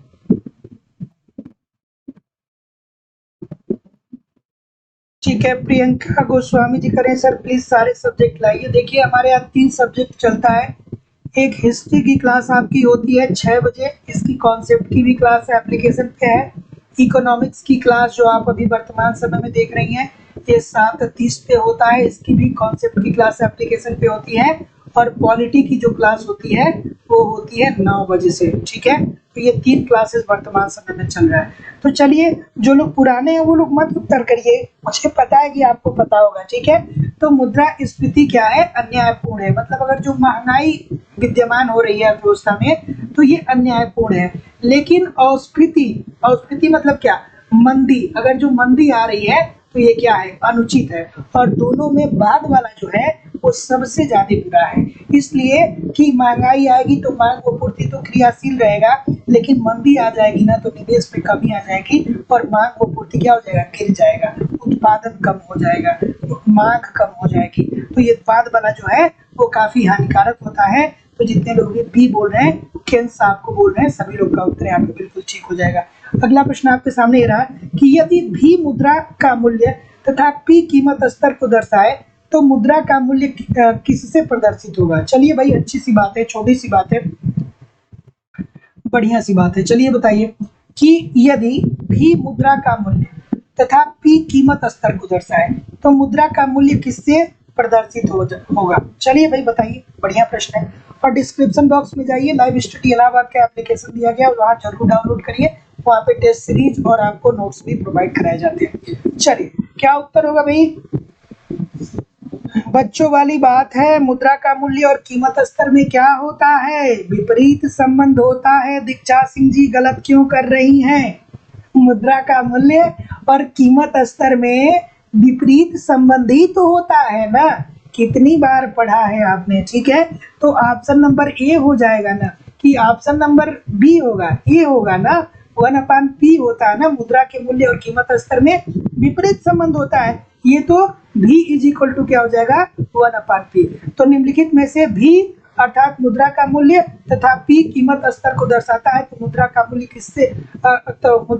किससे प्रदर्शित होगा? तो v is equal to 1/p, अर्थात जितने लोग भी एक ही बात कर रहे हैं सभी लोग का उत्तर यहाँ पे बिल्कुल ठीक हो जाएगा। यही होता है ना भाई, ये होता है ना, क्यों गलती कर रहे हैं? यही तो होता है ना, ठीक है। Option number A according to the question this is the right answer हो जाएगा। अगला प्रश्न, खुले बाजार की क्रियाओं से तात्पर्य है? क्या तात्पर्य है भाई? खुले बाजार की क्रियाओं से क्या तात्पर्य है बताइए। आशुतोष उपाध्याय जी, निरुपमा सिंह जी, दीक्षा सिंह जी, उर्मिला कुमारी जी, अर्चना गौतम जी, देवेंद्र जी, अमरेश यादव जी, रेणु जी, अर्पणा जी, चलिए राजेश कुमार जी। अच्छा, इस बात से आप लोग नाराज तो नहीं हो जाते हैं कि मैं नाम नहीं लेता हूँ? पहले मैं नाम बहुत लेता था, अब नहीं लेता हूँ, ठीक है। तो इस बात से आप लोग नाराज तो नहीं होते है ना? पहले मैं बहुत नाम लेता था, अब नहीं लेता हूँ, अब थोड़ा सा क्लास पे ज्यादा कंसंट्रेट होता है। चलिए ठीक है, इस प्रश्न का उत्तर करिए कि खुले बाजार की क्रियाओं से तात्पर्य क्या होता है। तो जैसा कि मैं देख पा रहा हूँ आपका उत्तर क्या आ रहा है? बी आ रहा है। क्या बी आ रहा है? तो बिल्कुल ठीक आ रहा है भाई। कितनी बार पढ़े हम लोग कि केंद्रीय बैंक द्वारा सरकारी प्रतिभूतियों का क्रय विक्रय। Option number be according to the question this is the right answer हो जाएगा। तो दोस्तों आप सभी लोग को ये बात एक बार नहीं कई बार मैंने बताया है कि खुले बाजार की क्रियाओं से तात्पर्य केंद्रीय बैंक द्वारा विभिन्न प्रकार की परिसंपत्तियों और एवं प्रतिभूतियों के क्रय विक्रय से है। तो ऑप्शन नंबर बी बिल्कुल ठीक है। अगला प्रश्न आपके सामने ये रहा कि त्वरक का संबंध निम्नलिखित में से किसके प्रभाव से है। लेकिन एक बात मैं बता दूं कि मैं आप सभी लोग के कमेंट को देखता रहता हूं, ठीक है। इस बात को आप बिल्कुल निश्चिंत रहिए, मैं आप सभी लोग के कमेंट को देखता रहता हूँ, ठीक है। चलिए इस प्रश्न का उत्तर करिए कि त्वरक का संबंध निम्नलिखित में से किसके प्रभाव से है।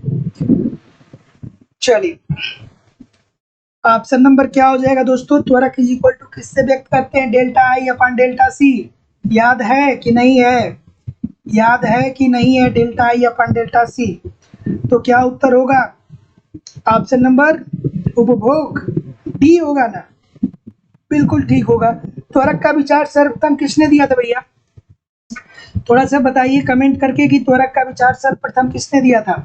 ठीक है, त्वरक का विचार सर्वप्रथम किसने दिया था भाई, त्वरक का विचार सर्वप्रथम अफ्तेलियन ने दिया था। कब दिया था, 1913 में दिया था दोस्तों। परंतु पूर्ण रूप से इसको विकसित करने का श्रेय किसको जाता है, जेबी क्लार्क को जाता है। ठीक है, और यह उपभोग में परिवर्तन का निवेश पे प्रभाव को प्रदर्शित करता है कि उपभोग में परिवर्तन किस तरीके से निवेश को क्या करता है, प्रभावित करता है। तो जितने लोग भी ऑप्शन नंबर डी बोल रहे हैं बिल्कुल ठीक बोल रहे हैं। अगला प्रश्न आपके सामने ये रहा कि क्रियात्मक वित्त का सिद्धांत निम्नलिखित में से किस पर विश्वास नहीं करता है। चलिए भैया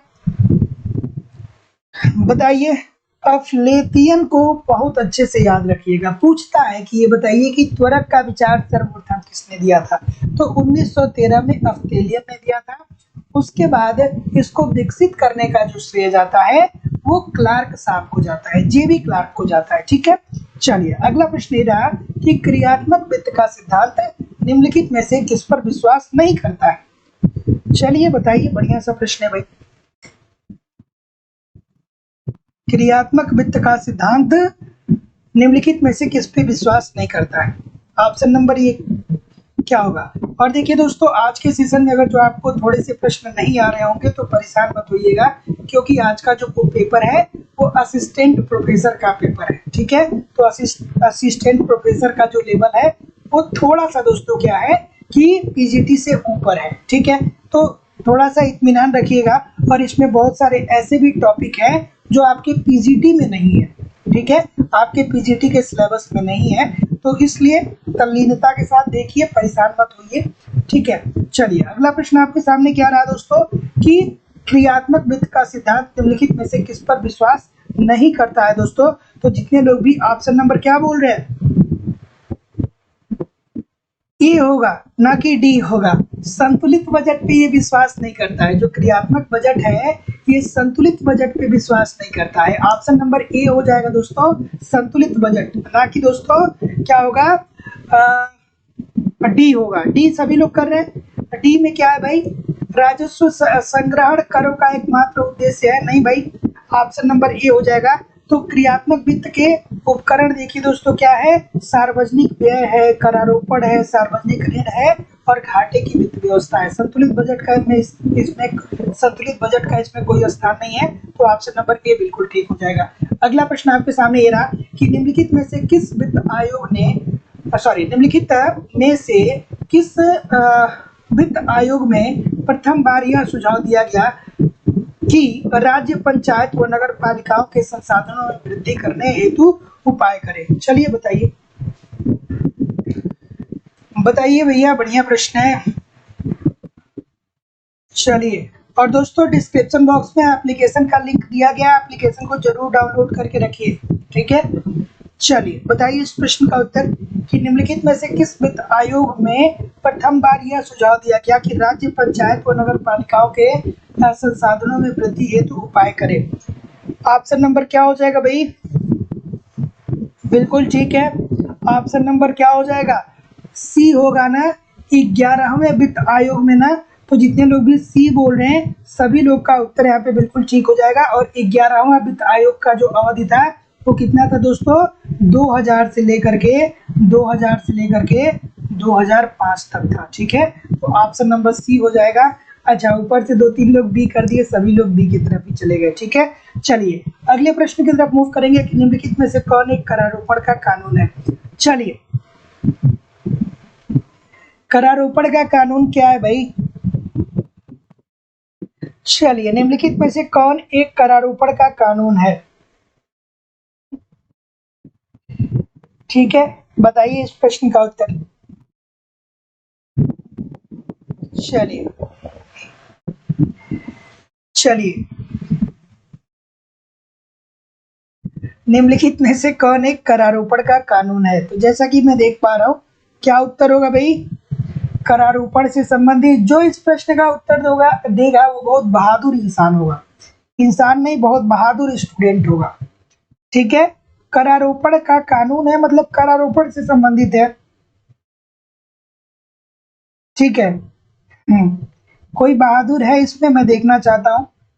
सुरेंद्र सिंह जी, बिल्कुल ठीक है। ठीक है, सुरेंद्र सिंह जी के लिए एक बार सभी लोग क्लैपिंग कर दीजिए। एक बार सभी लोग क्लैपिंग कर दीजिए सुरेंद्र सिंह जी के लिए और आई एम इमेजिन के लिए। देखिए, ये कह रहा है कि करारोपण का कानून है मतलब करारोपण से संबंधित है। तो भैया अधिकतम सामाजिक लाभ का सिद्धांत ये संबंधित है क्या? अधिकतम सामाजिक लाभ के सिद्धांत के अंतर्गत टैक्स की बात की गई है कि नहीं की गई है? क्यों नहीं की गई है? की गई है ना। समग्र न्यूनतम त्याग का सिद्धांत इसके अंतर्गत भी कही गई है। क्यों नहीं कही गई है? कही गई है ना। मूलधन क्षमता सिद्धांत ये भी कहा गया है ना। तो ये ऑप्शन नंबर डी में यहाँ पे होना चाहिए, उपरोक्त सभी। ठीक है, ये क्या होना चाहिए? उपरोक्त सभी होना यहाँ पे चाहिए। ठीक है, ऑप्शन नंबर डी होना चाहिए, उपरोक्त सभी होना चाहिए। उपरोक्त में से कोई नहीं, नहीं उपरोक्त सभी होना चाहिए। ये सारी ये तीनों जो सिद्धांत दिया गया है, ये तीनों सिद्धांत कहीं ना कहीं करारोपण की व्याख्या करता है दोस्तों। तो जितने लोग भी ऑप्शन नंबर डी बोल रहे हैं सभी लोग का उत्तर अब ठीक हो जाएगा। ठीक है, चलिए, तो इस बात को देखिए कि यहाँ पे उपरोक्त सभी उत्तर होना चाहिए था। ठीक है, चलिए अगला प्रश्न आपके सामने ये रहा कि यदि कीमतें बढ़े तो सार्वजनिक ऋण का वास्तविक भार क्या होगा? ठीक है, बताइए कि यदि कीमतें बढ़े तो सार्वजनिक ऋण का वास्तविक भार पर क्या असर पड़ेगा? चलिए बताइए। ठीक है, अभी इजी सी बात है भाई, कॉमन सेंस की बात है। दिमाग को ठहराइए, सोचिए, इस प्रश्न का उत्तर ठीक करिए। दिमाग को ठहराइए थोड़ा सा एक जगह पे, सोचिए, फिर उत्तर ठीक करिए। हाँ, डी मतलब उन्होंने डी उनका भी ठीक नहीं था, लेकिन बहरहाल उसका उत्तर डी ही होना चाहिए था। ठीक है, बट कोई दिक्कत नहीं है, उन्होंने कैसे भी करके डी ठीक तो किया। ठीक है, तो यदि कीमतें बढ़े तो सार्वजनिक ऋण का वास्तविक भार पर क्या असर पड़ेगा भाई? देखिए, छोटी सी बात है, यदि क्या हो रही है, कीमतें बढ़ रही है अर्थात महंगाई आ रही है, तो सार्वजनिक ऋण जो होगा इसमें क्या होगा? कमी आ जाएगी ना दोस्तों। तो जितने लोग भी डी बोल रहे हैं, डी इसका उत्तर ठीक होगा ना। छोटी सी बात है, अब इतनी छोटी सी बात को आप गलत करेंगे तो कैसे काम चलेगा? Option number D according to the question this is the right answer यहाँ पे दोस्तों हो जाएगा। ठीक है, कीमतें बढ़ रही हैं अर्थात मुद्रा का एक तरीके से मूल्य क्या हो रहा है दोस्तों? घट रहा है। तो ऐसी स्थिति में क्या होगा? वास्तविक भार में कमी ही तो आएगी ना। अगला प्रश्न आपके सामने ये रहा कि केंद्र सरकार द्वारा राज्यों को गैर योजना व्यय निम्नलिखित में से किसकी संस्तुति पर अनुदानित किया जाता है? चलिए बताइए, बताइए भाई, इस प्रश्न का उत्तर क्या होगा? अब ये भी प्रश्न इजी सा है बच्चों वाला। ठीक है, देखिए कह रहा है कि केंद्र सरकार द्वारा राज्यों को गैर योजना व्यय निम्नलिखित में से किस संस्तुति पर अनुदानित किया जाता है? तो ये वित्त आयोग करता है ना भाई। तो जितने लोग भी ऑप्शन नंबर क्या बोल रहे हैं, ए बोल रहे हैं, सभी लोग का उत्तर ठीक है। छोटी सी बात है, ऑप्शन नंबर ए हो जाएगा। सभी लोग ठीक कर भी रहे हैं तो कोई दिक्कत ही नहीं है। अगला है कि अप्रत्यक्ष करों की निम्नलिखित में से क्या विशेषता है? अप्रत्यक्ष कर की क्या विशेषता है? ठीक है, अप्रत्यक्ष कर की क्या विशेषता है भाई बताइए? अप्रत्यक्ष कर मतलब क्या? जिसको हम डायरेक्ट पे नहीं करते। गए 5 रुपए का बिस्किट खरीदे, वहां पे टैक्स दे दिए। ठीक है, तो आपने गवर्नमेंट के हाथ में तो दिया नहीं, आपने दिया दुकानदार को, लेकिन वो कहीं ना कहीं टैक्स चला जाएगा किसके पास? गवर्नमेंट के पास। ठीक है, तो क्या होगा? ऑप्शन नंबर डी की तरफ बहुत सारे लोग जा रहे हैं। तो जितने लोग भी डी बोल रहे हैं कि उपरोक्त सभी विशेषताओं से ये युक्त होता है, सभी लोग का उत्तर है दोस्तों बिल्कुल ठीक हो जाएगा। ये कम बोझदार होता है, मतलब जाहिर सी बात है दोस्तों कि अप्रत्यक्ष कर जो होता है वो प्रत्यक्ष कर की तुलना में कम ही होता है। अधिक लोगों पे लागू होता है क्योंकि सभी लोग तो सरकारी नौकरी करते नहीं है, तो अधिक लोगों पे लागू होता ही है। और उन लोग उपभोग करते हैं, जितने उपभोग करेंगे सब पे लागू हो जाएगा। उपभोग घटाने में ये क्या होता है दोस्तों, सहायक होता है। बात ये भी ठीक है, जब टैक्स ज्यादा लगेगा तो वस्तुएं कीमती हो जाएंगी, वस्तुएं कीमती हो जाएंगी तो उसकी मांग क्या हो जाएगी, कम हो जाएगी। अगला प्रश्न आपके सामने रहा कि कर एक भुगतान है। बच्चों वाला प्रश्न है, कर एक कैसा भुगतान है भैया बताइए। कर एक भुगतान है। थोड़ा लाइक शेयर कर दिया करिए आप लोग, निवेदन है सभी लोगों से, इतने सारे लोग क्लास लेते हैं, लाइक शेयर कम रहता है। चलिए बताइए इस प्रश्न का उत्तर। कर एक भुगतान है, कैसा भुगतान है भाई कर। अभी तक तो आप पढ़ते आए हैं कि कर के संदर्भ में दिया जाता है तो ये कहा जाता है कि ये एक अनिवार्य भुगतान है, ठीक है। तो वहां पे प्रश्न पूछता है कि कर, उसके बाद गैप दे देता है, फिर नीचे दे देता है कि यह एक अनिवार्य भुगतान है। लेकिन यहाँ तो प्रश्न को चेंज कर दिया थोड़ा सा, तो ये क्या हो जाएगा दोस्तों, ये हो जाएगा कि बदले में बिना किसी प्रत्यक्ष लाभ के, ठीक है। कोई प्रत्यक्ष लाभ नहीं मिलता है लेकिन फिर भी आपको क्या करना पड़ता है, भुगतान करना पड़ता है। जब आप को सैलरी मिलेगी तो आपके सैलरी से पैसा कट जाएगा, आपका टैक्स कट जाएगा, लेकिन वो पैसा जो कटेगा वो आपके लाभ, आपका उससे लाभ हो ये निश्चित नहीं है। ऐसा हो सकता है कि उस पैसे से गवर्नमेंट गंगा सफाई की वो पैसा जो है वो गंगा सफाई के लिए गवर्नमेंट लगा दे, तो प्रत्यक्ष रूप से आपको कोई लाभ नहीं होता है। अगला प्रश्न है, निम्नलिखित में से क्या ट्रिप्स प्रावधान के अंतर्गत पेटेंट की परिधि से बाहर रखा गया है। चलिए बताइए, ये तो बच्चों वाला प्रश्न है, ठीक है। तो देखिए दोस्तों, अगर जो हम लोग बात करें कि ट्रिप्स WTO द्वारा संचालित एक क्या है दोस्तों, अंतरराष्ट्रीय संधि है। और इसमें दोस्तों 7 प्रकार के बौद्धिक अधिकारों को रखा गया है। क्या क्या है वो, कॉपीराइट है, ट्रेडमार्क है, भौगोलिक संकेत है, औद्योगिक डिजाइन है, पेटेंट है, एग्रीगेटेड सर्किट डिजाइन है और ट्रेड सर्किट है। तो इसमें दोस्तों क्या हो जाएगा, ऑप्शन नंबर सी हो जाएगा ना, कि केवल पौधों को, केवल जानवरों को, पौधों और जानवरों दोनों को। तो जितने लोग भी ऑप्शन नंबर सी बोल रहे हैं बिल्कुल ठीक हो जाएगा। कुछ लोग कहेंगे कि सर जी ये ऑप्शन नंबर डी कहाँ नहीं हो जा रहा है। तो देखिए, ऑप्शन नंबर डी न होने का तर्क यही है कि जब आपका यहाँ पे 1 और 2 दोनों को गलत करके तीसरे में दे दिया है तो यहीं पे आपका प्रश्न कंप्लीट हो जाता है। तो डी की तरफ आपको जाने की जरूरत ही नहीं है। और आयोग भी यही कहता है कि एक प्रश्न में अगर जो 1 से ज्यादा उत्तर ठीक है तो जो पहला वाला उत्तर होगा वो मान्य होगा, ठीक है। तो उसी लॉजिक पे यहाँ पे ऑप्शन नंबर सी हो जाएगा। अगला प्रश्न आपके सामने ये रहा कि हैबरलर का व्यापार सिद्धांत निम्नलिखित में से आधारित है। चलिए भैया, हैबरलर का अवसर लागत सिद्धांत की बात कर रहा है। चलिए बताइए भाई, ऑप्शन नंबर क्या हो जाएगा, ठीक है।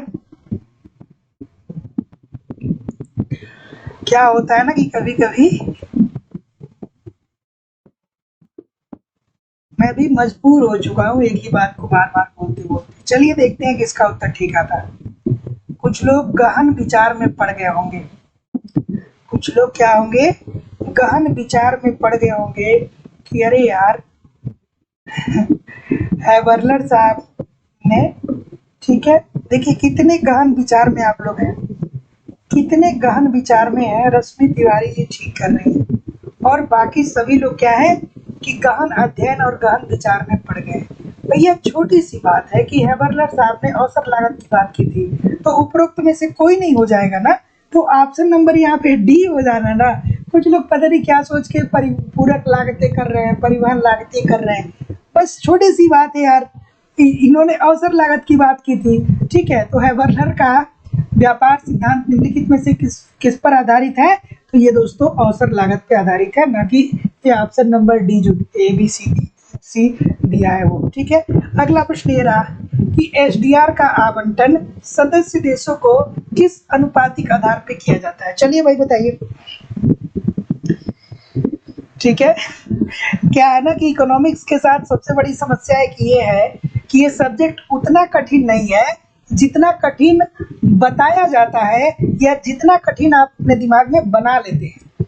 इकोनॉमिक्स इजी सब्जेक्ट है, लेकिन कुछ टर्म है इंग्लिश और हिंदी में मतभेद क्रिएट करते हैं। इस वजह से ये सब्जेक्ट क्या होता है, टफ बन जाता है, क्योंकि जो लोग होते हैं आपके आसपास के लोग आपके दिमाग में डाल देते हैं कि यार कौन सब्जेक्ट है तुम्हारा, इकोनॉमिक्स। अरे यार तो इकोनॉमिक्स तो बहुत टफ सब्जेक्ट है, और उनकी एक बात को आप क्या कर देते हैं कि लाइफ टाइम के लिए अपने पास रख लेते हैं कि हाँ भैया इकोनॉमिक्स बहुत टफ सब्जेक्ट है।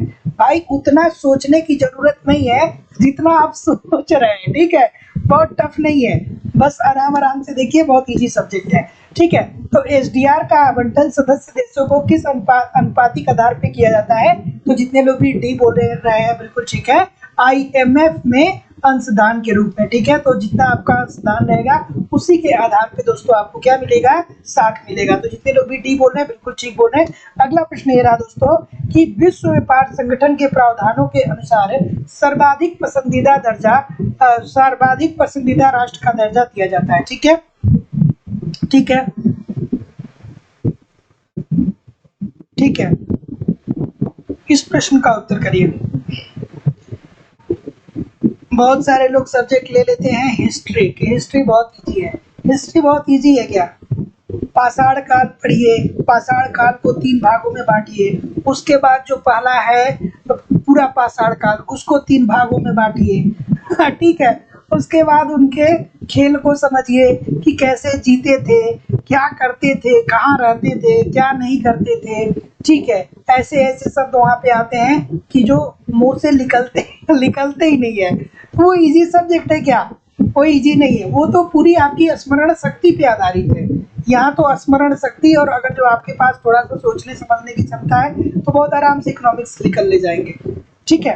चलिए अच्छा सा प्रश्न है, इस प्रश्न का उत्तर करिए कि विश्व व्यापार संगठन के प्रावधानों के अनुसार सर्वाधिक पसंदीदा राष्ट्र का दर्जा किसे दिया जाता है?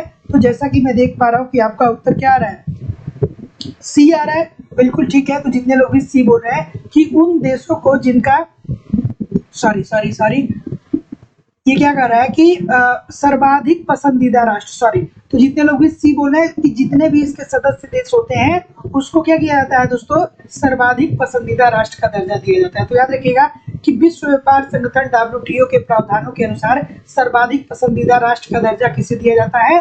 तो सभी सदस्य देशों को, मतलब जो उसके सदस्य देश होते हैं। अगला प्रश्न आपके सामने ये रहा कि निम्नलिखित में से कौन एक भारत में हरित क्रांति शिल्पकारों में एक था? चलिए भाई बताइए, अच्छा सा बात है, अच्छा सा प्रश्न है,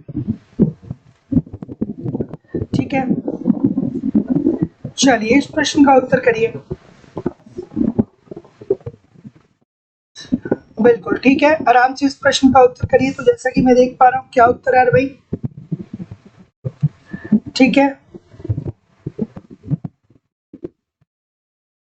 निम्नलिखित में से कौन एक भारत में हरित क्रांति के शिल्पकारों में एक था? तो ये भाई इजी सा प्रश्न है, स्वामीनाथन साहब थे, और कौन था? ठीक है, तो MS स्वामीनाथन। अगला कि भारत में कीमत समर्थन नीति निम्नलिखित में से किन फसलों के लिए प्रभावी रूप से कार्यशील है? ठीक है, चलिए ये भी इजी सा प्रश्न है, क्या उत्तर होगा भाई? ठीक है, चलिए बताइए। ऑप्शन नंबर ए होगा ना, गेहूं और चावल पे, और क्या यही तो होगा ना, क्योंकि गेहूं और चावल ही तो सबसे ज्यादा होता है। तो भारत में कीमत समर्थन नीति निम्नलिखित में से किन फसलों के लिए प्रभावी रूप से क्रियाशील है? तो गेहूं और चावल। अगला प्रश्न आपके सामने ये रहा, इस प्रश्न का उत्तर करिए कि वन महोत्सव 2015 का नारा निम्नलिखित में से कौन सा है? ठीक है, चलिए ऐसे प्रश्न पूछे जा सकते हैं, ठीक है, कि वन महोत्सव जो 2015 में आयोजित हुआ था उसका नारा क्या था? ठीक है, ठीक है। तो 2015 का जो नारा था दोस्तों वो था वन की सुरक्षा और जल की सुरक्षा। और जो 2020 का नारा था दोस्तों वो क्या था? अब ये तो 2015 हो गया, अब आपसे 2015 नहीं पूछेगा, 2020 पूछेगा दोस्तों। तो 20 का जो नारा था वो फॉरेस्ट एंड बायो डाइवर्सिटी, ठीक है। तो 2020 में क्या नारा था? फॉरेस्ट एंड डाइवर्सिटी, ठीक है, तो सॉरी बायोडाइवर्सिटी, ठीक है। तो ऑप्शन नंबर बी बिल्कुल ठीक है। अगला प्रश्न ये रहा कि 9वें राष्ट्रीय सांख्यिकीय दिवस को निम्न में से क्या प्रमुख विषय थी, ठीक है, कि 9वें राष्ट्रीय सांख्यिकीय दिवस को निम्न में से क्या प्रमुख विषय वस्तु थी। चलिए, क्या होना चाहिए था, यहाँ पे मैं प्रिंट दे दिया है बट कोई दिक्कत नहीं है। ऑप्शन नंबर क्या हो जाएगा भाई, ठीक है। तो 9वें सांख्यिकीय दिवस ये कब आयोजित हुआ था दोस्तों, ये 2019 में आयोजित हुआ था, ठीक है। कब आयोजित हुआ था, 2019 में आयोजित हुआ था। और इसकी विषय वस्तु क्या थी दोस्तों, इसकी विषय वस्तु जो थी वो थी सामाजिक विकास, ठीक है। तो जितने लोग भी ये बोल रहे हैं सभी लोग का उत्तर यहाँ पे बिल्कुल ठीक हो जाएगा। चलिए आगे दोस्तों, कोई भी प्रश्न नहीं है लेकिन कहीं भी जाइएगा नहीं, आप कमेंट करके बताइए कि कितने प्रतिशत प्रश्न आपके सही हुए। और दोस्तों लाइव स्टडी इलाहाबाद की मोबाइल एप्लीकेशन पे आपको A to Z सारे इकोनॉमिक्स के कॉन्सेप्ट पढ़ाए जा रहे हैं। यहाँ पे आप कॉन्सेप्ट पढ़ते रहिए, साथ ही साथ दोस्तों आप यूट्यूब पे हमारे साथ प्रैक्टिस करते रहिए, आपको कोई समस्या नहीं होगी। यहाँ पे दोस्तों आपका टेस्ट भी हो रहा है, संडे टू संडे आपका टेस्ट होता है, जिससे आप अपना इवेल्युएशन कर पाएंगे और क्वेश्चन बैंक आपको मिल पाएगा। साथ ही साथ दोस्तों पूरी इकोनॉमिक्स की आपको नोट्स दी जा रही है, जिससे आप बार बार अपना रिवीजन कर सकते हैं और वैलिडिटी आप course life time. It means कि अगर जो आप एक बार एडमिशन ले लेते हैं तो हमारी जिम्मेदारी तब तक बनी रहेगी जब तक कि आपका सिलेक्शन नहीं हो जाता है। एडमिशन ओपन है दोस्तों। एडमिशन के लिए आपकी जो फीस रखी गई है वो केवल और केवल दोस्तों 2000 रुपये रखी गई है। तो एडमिशन लेने के लिए 2000 रुपये आपको पेमेंट करना पड़ेगा इस नंबर पे 94 15 863 873 पे। गूगल पे, फोन पे या पेटीएम के माध्यम से आप पेमेंट करेंगे और इसका स्क्रीनशॉट आपको इसी व्हाट्सएप नंबर पे सेंड करना पड़ेगा। कोई भी इंक्वायरी होगी तो इस नंबर पे आप मुझे कॉल कर सकते हैं या व्हाट्सएप मैसेज कर सकते हैं। नीचे डिस्क्रिप्शन बॉक्स में टेलीग्राम के ग्रुप का लिंक दिया गया है, टेलीग्राम ग्रुप ज्वाइन कर लीजिए। और लाइव स्टडी इलाहाबाद के मोबाइल एप्लीकेशन का लिंक दिया गया, उसको डाउनलोड कर लीजिए। वहाँ पे दोस्तों आपको टेस्ट सीरीज, वहाँ पे आपको नोट्स, वहाँ पे वीडियो लेक्चर, बहुत सारी चीजें मिलने वाली है, ठीक है। चलिए अब मैं आपके कमेंट को देखता हूँ। कल दोस्तों आप लोग की क्लास बंद रहेगी संडे को, मंडे को फिर हम लोग मिलेंगे। Nirupama Singh ji thank you very much, Niki Khan ji, Rashmi Tiwari ji, Brishti Sharma ji, Chandrajit Yadav ji, Tasneem Khan ji, Lalita Rani ji, Renu ji, Amresh Yadav ji, Nikki Khan ji, Surendra Singh ji, Shivani Srivastava ji, Arunima Patel ji, Ashutosh Upadhyay ji thank you very much, I M ji, Sanjay Kumar ji, ठीक है, अर्पना जी, सोहन खुराना जी, चंद्रजीत यादव जी, उर्मिला कुमारी जी, मीनू यादव जी, ललिता रानी जी thank you very much everybody. मिलते हैं मंडे को एक नए उत्साह, नए एनर्जी के साथ। 6 बजे आप लोग हिस्ट्री की क्लास ज्वाइन करिए और 7:30 पे दोस्तों आप इकोनॉमिक्स की क्लास ज्वाइन करिए। तब तक के लिए दोस्तों good bye, good night, thank you very much.